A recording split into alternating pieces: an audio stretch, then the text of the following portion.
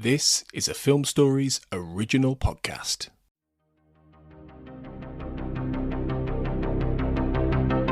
This is Writers on Film, the only podcast dedicated to books on cinema.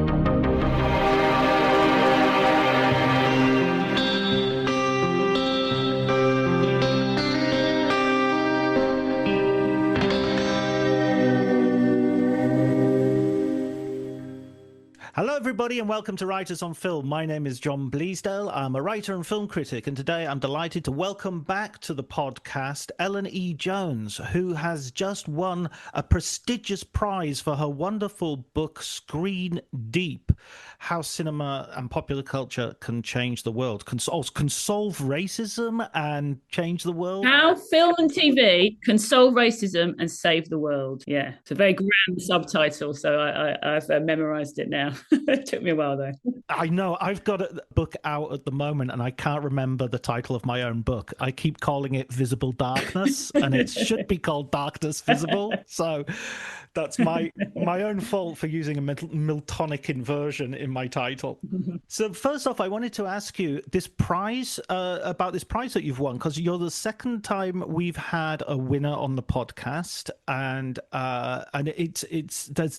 there's scant encouragement for writers out there. So I think anything that can help a writer is a good thing. So I'd really love to publicize the prize and, of course, your book. And the recognition you've been given. Yeah, so it's from the Kraszna-Krausz Foundation, and they're this incredible organisation, and every year they award a prize to a book about moving image, so cinema and television, which is the one that my book's won, Screen Deep, and also a book about photography. And it's just such a wonderful way of highlighting. So they long list about 10 books and then they narrow it down to 3, I think, and then the final book that's given the award. And all of the books are excellent. In the long list, and they do like a sort of exhibition at their foundation of various galleries with the books that are on display, and people can come and have a look at all the books that have been nominated, which, as I say, are all well worth having a look at. And it's just a really good kind of temperature take on what's going on in conversations around cinema and television and photography in the world, really. And there's always a real kind of variety in the kinds of books that are there. So I'm really proud to have won it, and we're doing this event where at the Barbican next week, where I'm going to be talking about my book and a film that's really important to me and is important in the book, called Imitation of Life, from 1959. It's Douglas Sirk melodrama, fantastic film with Lana Turner and Juanita Moore, and loads of other interesting actors. And it's one of those films that has loads of kind of fascinating tangents coming off of it, all of which not all of which, but many of which tie back to my central theme of Screen Deep, which is how film and TV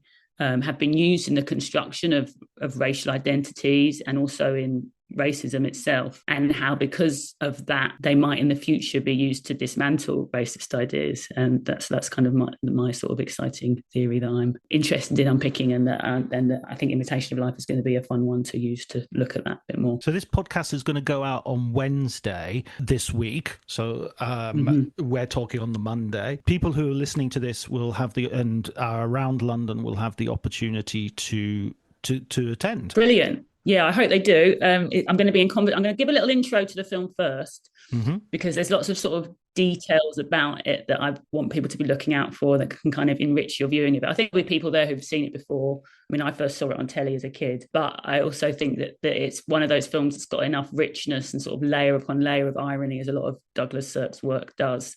You can find new stuff in it to be engaged with and fascinated with. And then after the film itself, I'm going to be in conversation with Rhianna Dillon, who's a brilliant film critic, a Radio 1 film critic and elsewhere as well, and just talking about these themes in the book about race and gender and class and Lana Turner's love life and Richard Pryor's knife fights from the late 50s and all sorts of other stuff which might not immediately seem connected, but I promise you is. I've been reading about Lana Turner recently because of her sort of affair with Johnny Stompanato, and yes, there's a whole story there where her daughter killed a gangster, and Sean Connery was in trouble, and lots of things going on. Do you want to talk about that now? I've got loads to say about that. Yeah, but I mean, this film was just made at a kind of fascinating point in Lana Turner's career, but also in Douglas Sirk, the director's career, and in American history generally.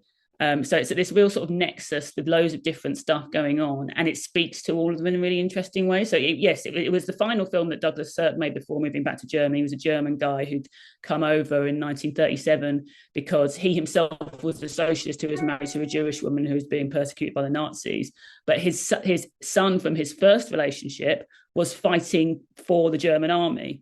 So he was in this kind of torture position, which is almost like something out of one of his melodramas. Came over to America, became this hugely successful, although not very critically well regarded in his period, director of melodramas, I would say, to put it bluntly, because of the sexism and racism of the time, that these films about women were not of interest to kind of the high-minded critical establishment. And then I think this is his masterpiece, Imitation of Life, that he made in 1959. And then it was in Lana Turner's life, she was already a huge star. You know, famously, she was the sweater girl and had that kind of total Hollywood lore story of being, you know, picked as a movie star from being at a soda stand and just looking gorgeous. But she was sort of on her fourth husband, I think, at this point, and she had 1958, so the year before the film came out, was in this particularly abusive relationship with the mobster Johnny Stompanato. He was essentially beating her up. Her 14-year-old daughter came in, and in an act of, I think, heroism, really, self-defense, saving, I believe, not only her own life, but her mother's life and her grandmother's life, all of whom had been threatened by Johnny Stompanato, stabbed him. He died. She went on trial for that. It was eventually, I mean, this story, again, it's like, all of it is something out of melodrama. But it was ruled a lawful killing. But obviously, that's still a hugely traumatic event to happen in a 14-year-old's life, so with a single mother, and for Lana Turner as well. And so the very next film Lana Turner makes is this film about a woman with a tortured relationship with her teenage daughter and another paralleled mother-daughter relationship. And it's a huge success for her. She made loads of money. I think it was probably one of the most successful films of her career. So there's loads of kind of layers and layers of meta meaning in there for anyone who's interested in that sort of thing. And I don't know how you could not be interested, really.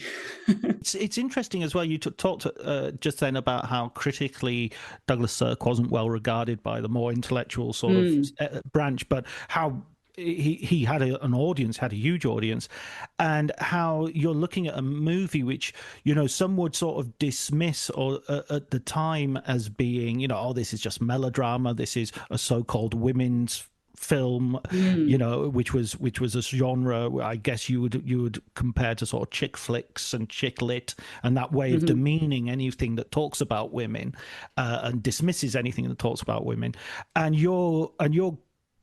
so it's almost it's not really so much a hiding place for more subversive ideas, because the whole thing is about those ideas. So it's sort of like it's not really the subtext, it's the text of the thing. Yeah, I think that that's more subtextual and has had to kind of be drawn out over the years is probably the racial dimension, right, or the intersectional feminist dimension to the kind of the gender discussion there.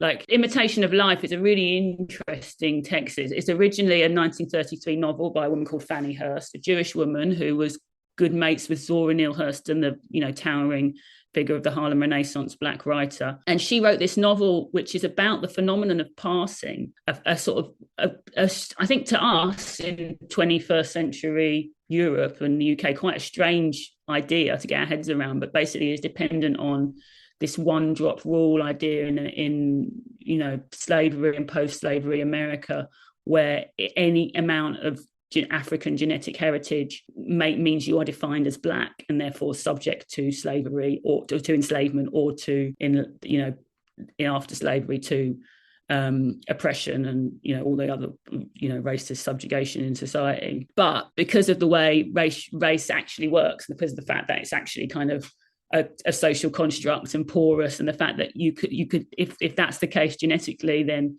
you could have blonde hair and blue eyes and still be considered quote unquote Negro, to use the racial terminology of the time.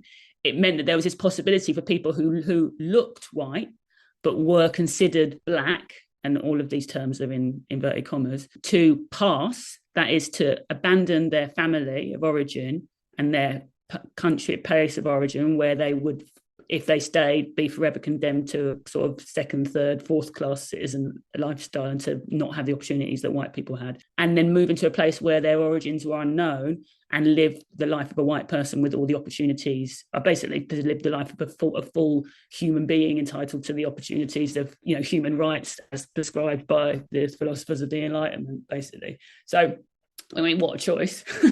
No wonder it's the subject of quite a few mid-century dramas and 20th century American fiction, and it is the subject of that Fannie Hurst book. But then it kind of gets made into a melodrama in 1937, maybe, I have to look up, a John M. Stahl film with Claudette Colbert, my grandmother's favourite actress, in the lead role, the role that would later be played by Lana Turner. And then it gets remade again by Douglas Sirk in 1959, a period during which civil rights is much more on the agenda. The sort of ideas about what racial progression is, what a good Negro is, again in quotes, what kind of black people should be entitled to, have progressed somewhat, but also not in other ways. Sorry, my cat's being annoying. Let me just...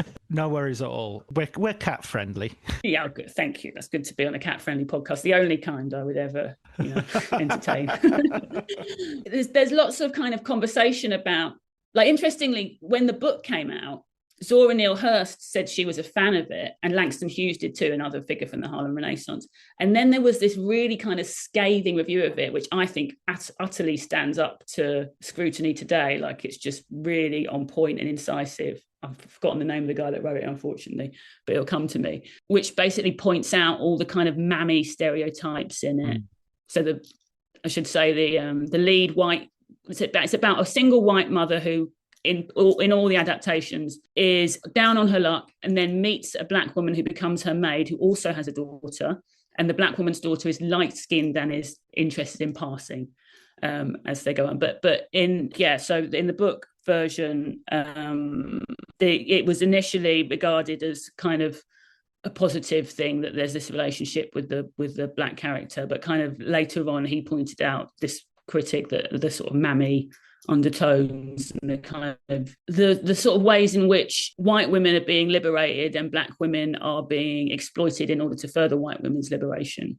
Right. And that's a kind of dynamic that continues in the Sirk film, but in slightly less egregious ways. Although I would argue that, like, so for instance, in the book and the Stahl adaptation, the white woman makes her money by taking a recipe for either pancakes or waffles that her maid has and then turning it into a huge business. And she might, in various versions, offer the maid some of the money from that, but the maid, in a saintly, self-sacrificing fashion, declines, because all of her desire and want and ambition is to work for this white woman. That's all she wants in the world, which is classic mammy territory and not a type that actually exists and is a racist stereotype. In the film, in the Douglas Sirk version, Lana Turner's character Laura makes her money as a Broadway actress, which is, like, i.e. off her own steam.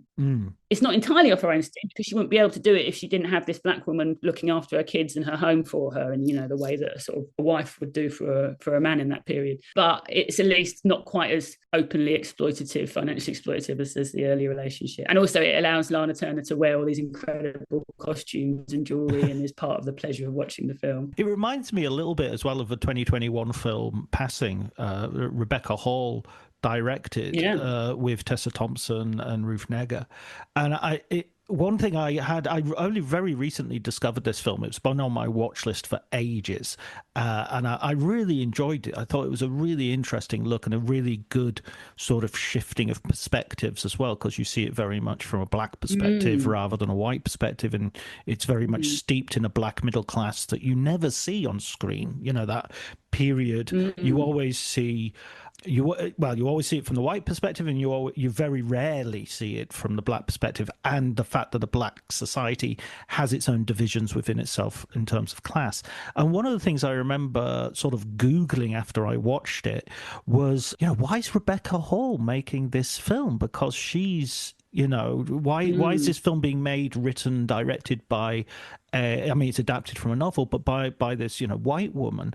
And then I read it into Rebecca Hall's history, and she has a mixed race mother, and therefore under the thing that you've just been talking about, that one drop of blood sort of racist sort of ideology, one drop rule, one drop rule, it would be she would be considered to be passing now, and that's and so it doesn't, hopefully, not necessarily passing. She'd be considered to be, if we were in the Deep South in antebellum period or Jim Crow era, she would be considered to be a Negro. Yes. And if she was passing herself off as white, she would be considered to be passing. Right. So passing is not simply having a white appearance.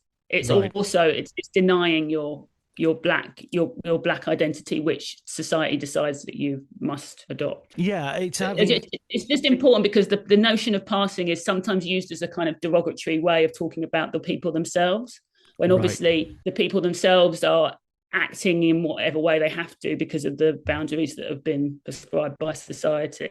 And that's where the kind of there's another cinematic trope, actually, racist trope, of the kind of the tragic mulatto, or the kind of sexually seductive mixed race woman who is deceitful, because within the sort of one drop rule of the racial kind of politics of the time, your very identity as a mixed race person is deceitful, because you are blurring these supposedly firm boundaries between white and black, when the whole of whiteness is a construction in order to maintain power over enslaved Africans and their descendants. So it's just important to be distinct about what passing is and what people just their being themselves is.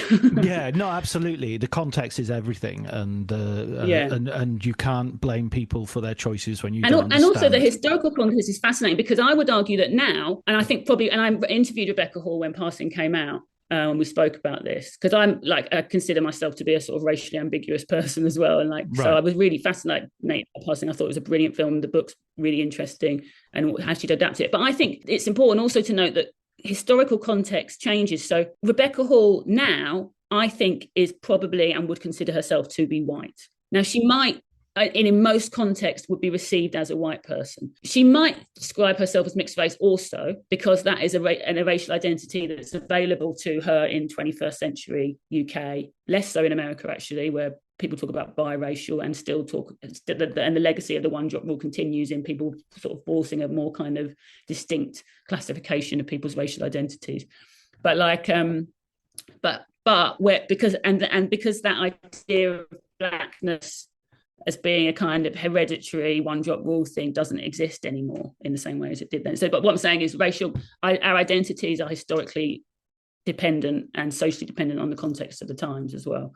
So that's why one of the reasons why Passing is such an interesting film and such a clever film is because it actually uses the medium of film to reveal to us how porous and flexible racial identity is. And what I mean by that is because it's black and white in a kind of powerful contrast to the Eastman colour of Cirque's film about passing, Imitation of Life.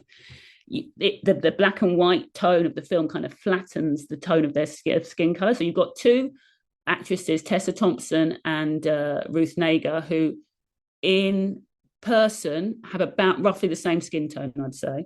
I've met them both in same colouring. They're both what I would describe as, or I would say, I think actually I'm not sure about Tessa Thompson. She might have two black parents, but Ruth Negga is mixed race. And in the film, Ruth Negga is the character who's passing and has bleached blonde hair.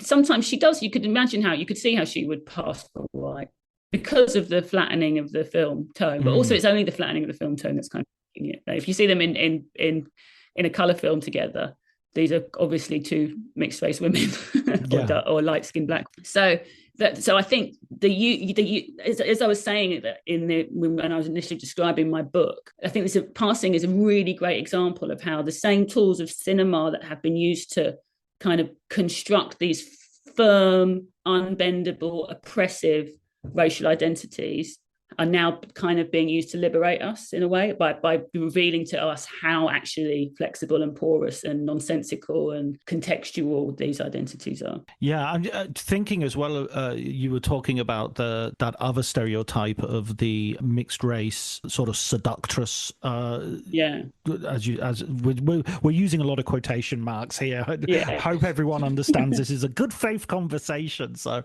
but that popped up earlier this year in Sinners, I thought, with the big time.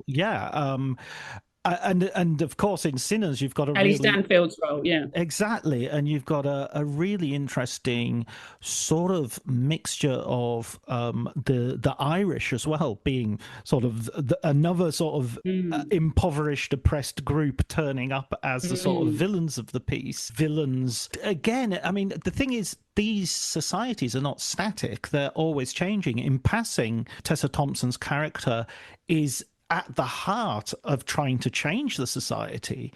And so the whole point is we're not just going to submit and suffer from society. We're going to try to change it so that our children won't, and we're looking at it retrospectively and saying, oof, you've got another 60, 70 years before that changes, or yes, you are part of a tradition of change which is ongoing, Yeah, and yet this is why it's such a subtle and complex and good film and a good story. She is part of, Tessa Thompson's character is part of this kind of like black upper class, but she also has internalized racist attitudes. And what I mean by this is that she has a dark-skinned maid working for her, who she's got a kind of fraught relationship with, and there's this sort of colorist idea that the darker your skin, the more working class you are, and that having lighter skin, even within the black community, is more kind of elite and upper class.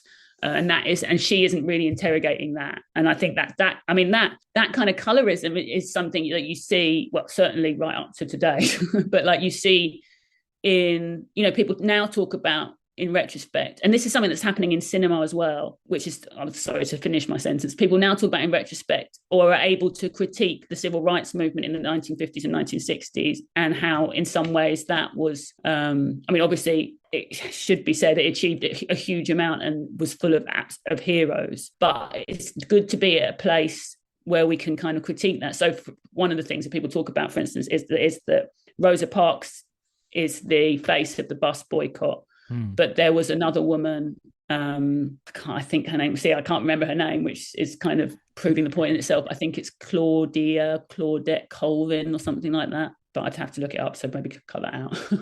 And who was darker skinned, who was a teenage mom, and who basically had been doing that. This had been staying. It is Claudette Colvin. It is. So we. Oh, great. So we don't have to cut it these out. Things exist in the back of my brain somewhere. Yeah. That's good. Claudette Colvin had been sitting in her seat at the back of the bus and doing the thing that Rosa Parks became famous for. But basically, the civil rights movement, the powers that be, mostly men, decided that she would not be a good face of the movement because she was darker skinned, more working class. I think possibly had a kid out of wedlock, whereas Rosa Parks was a bit more of a sort of upstanding character and lighter skinned, and made a better, not without reason did they make these assumptions, because these are all bigotries and prejudices that certainly existed in the society at the time and possibly continue to exist today, and it does play into how the media receives you. So but I think just the acknowledgement that these kinds of lack of intersectionality, colorist attitudes, sexist attitudes can exist even within these movements of liberation is something that cinema is able to do now. I'm thinking specifically of Till, Chinonye Chukwu's film from, might be 2021, a couple of years ago, around the same time as Passing, which is an incredible film, and it kind of focuses on May Mobley Till, Emmett Till's mother, and how vital and how incredible it was that she was able to have the wherewithal and the foresight to, even in that moment of huge tragedy when her child had been taken from her, to be able to turn that grief and that tragedy into a moment of progression for the liberation of Black Americans everywhere. And she would, that decision about allowing his open casket to be on the cover of Life magazine, and which was hugely influential in the movement. But how she was also, as a woman, sidelined by the sort of men within the civil rights movement. And the film kind of, with a Black female director, is like exploring that, 50 years on, so 70 years on. So yeah, I think there's a lot of really interesting films out at the moment that are kind of continuing on the journey that films like Imitation of Life were just sort of starting out on in the 1950s at the time. I'd like to add maybe another example, which I saw last night, and I think it leads into your point about the different color grades of the black and white and the flattening aspect of that, in terms of like sort of the methodology of film or the technology of film can advance certain ideas. The Perfect Neighbor that has just came out in Sundance and has just been released on Netflix is a film that's made almost entirely of police body cam footage. And we're more used to thinking of police body cam footage as being something, well, it is something that has revealed racism and has revealed, but also the cameras are often turned off when that racism is happening, and it's actually bystanders that are filming moments, a teenage girl filming the death which created the Black Lives Matter movement, and and unfortunately several others. But The Perfect Neighbor uses that footage and uses police interventions and also inadequacies to tell a story of a sort of tragic but at the same time structural racism in Florida, in a case which I kind of don't want to spoil it, even though it's real life, because I think it's best experienced through the film itself. But it's just interesting how this technology, which, as I say, we usually think of as sort of oppressive, is actually being used to tell a story which is much more empathetic and finally politically allows you to see something a bit raw and real and how it can escalate. Yeah, that's really interesting. I haven't seen that film yet, but I've heard about it, and I think like it particularly speaks to the Black Lives Matter moment, or after. So the Black Lives Matter movement began long before George Floyd's murder in 2020. Of course, yeah. When that happened, a lot of us were in lockdown.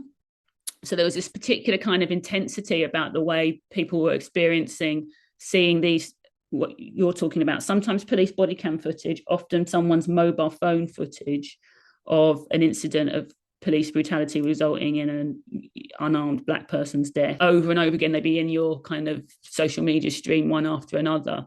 And that kind of interaction with the screen and the moving image was like a totally new way of race and racial identity and racism coming at us through a screen, and a really intense way as well.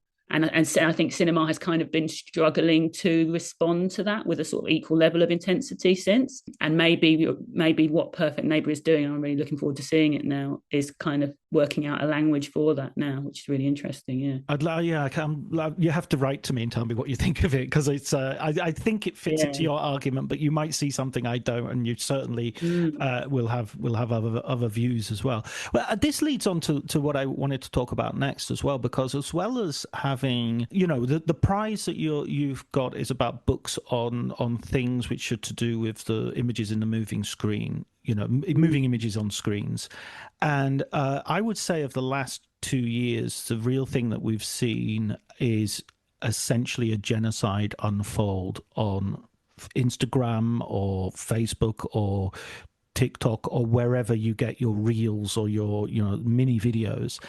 And this has also started to this has had an impact which I feel has been, I've lived through genocide in the sense that Rwanda genocide happened when I was cognizant and an adult. So, but it happened, and you saw the aftermath of it, and it was very much framed as a BBC News report in the way, say, the famine in Ethiopia was in the 1980s. But here we've got we've got an absence of journalism. There's no journalists on the ground actually reporting things. And no, that's not true, sorry. There's no BBC journalists on the ground reporting things. There are Palestinian journalists reporting things frequently at the cost of their lives.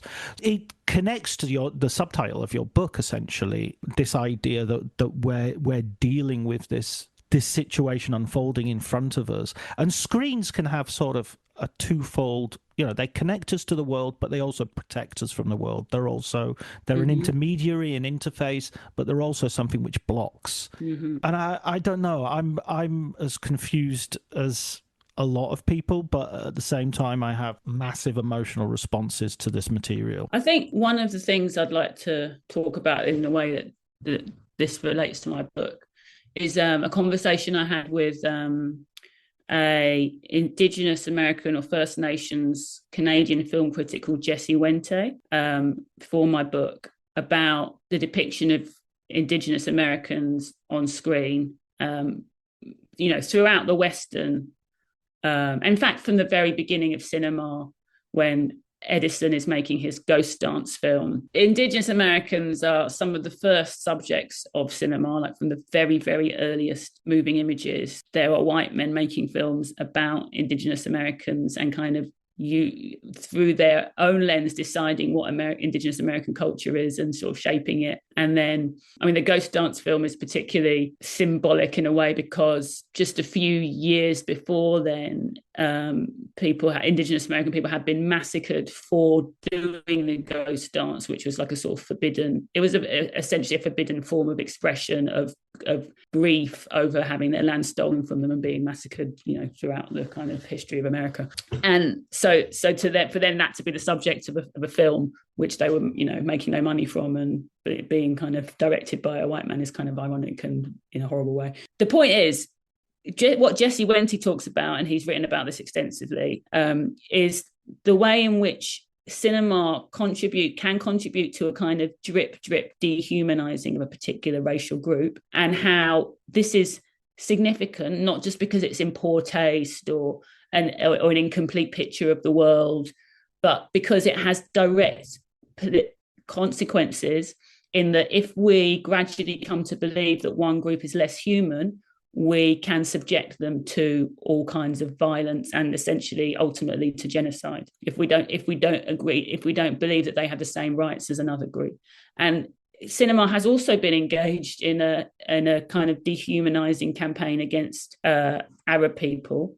Palestinian people have been essentially erased from cinema culture. Like it remains even increasingly so in the last 2 years difficult for Palestinian films to, we've seen No Other Land getting an Oscar nomination and still struggling. The Hind right, I've forgotten the voice of Hind Rajab. The voice of Hind Rajab is still struggling to find any kind of distribution. So these films by Palestinian filmmakers are still discriminated against in terms of their exhibition and distribution for obvious political reasons. And but before that, in mainstream Hollywood product, you've got this kind of idea that like an Arab person is necessarily a terrorist threat, is always like the kind of a burqa is always hiding a bomb. Or like I'm thinking about like stuff like The Bodyguard, like this sort of Jed Mercurio's very popular TV show, which has spoilers, but it was on TV many moons ago. So sorry, but like the sort of twist of which is that it's the Muslim woman hiding the bomb under the hijab, which is always kind of a sort of TV trope of itself now. Or like William Friedkin made this film in 2000, and it's a kind of. So the name escapes me. Samuel L. Jackson. Yeah, the Samuel L. Jackson. Rules of Engagement, it's called. Thank you. So William Friedkin's Rules of Engagement is like this courtroom drama, the twist of which is that he was right to just massacre a whole bunch of Arab children, because guess what? The child was a terrorist. The 6-year-old child was hiding a gun, absurdly. It's an absolute repugnant film. I'm a fan of Friedkin. Well, some of Friedkin's films, but I would say there's a scene in that film where it's sort of like a flashback to, you see what actually happened, and it is as racist as the sort of scene of black people eating chicken legs in Birth of a Nation. It's just absolutely horrible. Or to bring it back to our original point, to like stagecoach this idea that Indigenous Americans were the ones committing all the massacres, when the historical record and the bodies still buried under the grounds of the White House prove otherwise. So cinema is often on. I mean, it is often in about the business of constructing nations, of giving specifically the nation of America often like this kind of legitimacy that it doesn't otherwise have, and it does that by dehumanizing and by dismissing the human rights of the people who were living there already, whether we're talking about Palestine or America or any other colonialized land. It's been it's been rough, and there's no it's been one of those arguments that I feel like I've lost friends over, or I've not lost friends over really. There's no one who's been so on the wrong side of this, but I feel there's a real potential to lose friends over. There are some certain people I've sort of like, I'm not going to push this because I don't see any happy ending to this, Yeah.